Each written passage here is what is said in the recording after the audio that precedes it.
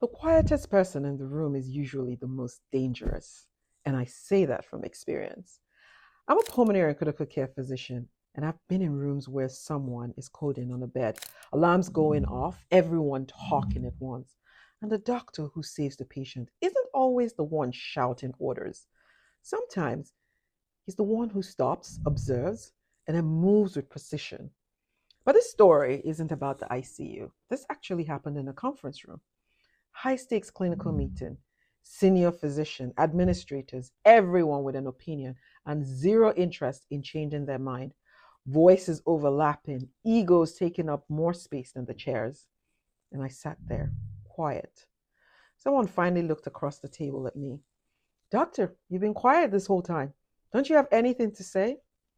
I smiled and waited just a little longer. Because here's what they don't teach you in medical school, in residency, or in any leadership course I've ever taken. Silence is a diagnostic tool. Now, while everyone was performing, I was reading the room.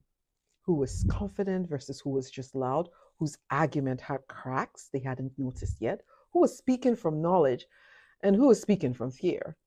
You see, when you stop rushing to react, people reveal themselves, their logic, their gaps, their blind spots.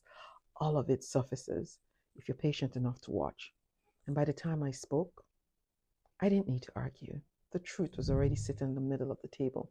I just named it. The room went quiet. Not because I raised my voice, because I waited until mine was the only one that mattered.